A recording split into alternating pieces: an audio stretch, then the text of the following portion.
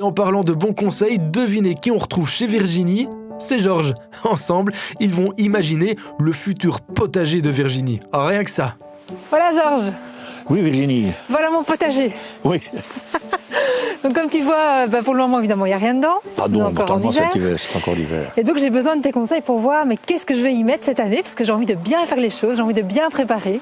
Tu as fait d'excellentes préparations parce que regarde, sur cette parcelle, tu as déjà couvert ça de compost. Oui. Avant l'hiver, là, tu vas avoir une parcelle excellente pour tout ce qui est légumes gourmands, c'est-à-dire des légumes feuilles, des légumes fruits. Ok. Ça sera la parcelle idéale pour le faire. Ce qui est légumes racines, c'est un peu riche, donc il faudra avoir un peu moins de compost. D'accord. Ça leur conviendra. Et tout ce qui est légumes bulbes, eux, il faudra presque pas de compost. Ah bah voilà. Au travail alors. On y va.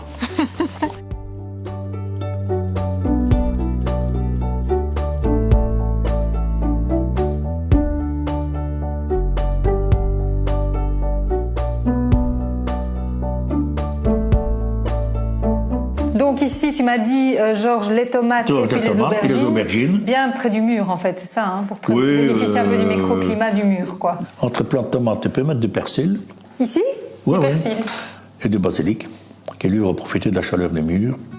On va mettre nos choux, toujours par groupe de 3. Oui. Entre les choux, on va pouvoir faire de la culture intercalaire aussi, dans l'entreculture, parce que les choux sont à 60 cm, donc on peut mettre de la laitue. Ça va très bien aussi. Le céleri. Les céleris, parce que les céleris vont protéger les choux de la pierride, d'ensemble. Là, tu mets des courgettes, mais des buissonnantes, Oui.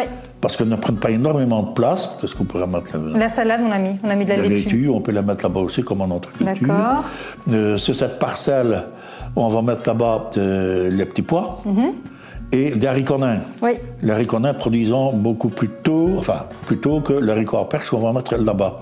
Et on pourra mettre des radis là, parce que les radis, c'est une croissance relativement rapide aussi, donc on peut consommer rapidement. Et les poireaux, bien que ce soit un légume feuille, mais enfin soit, avec les panais, les navets et les carottes. Oui. Là, Les bêtes.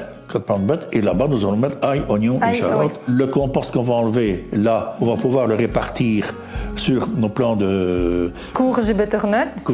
Et potimarron.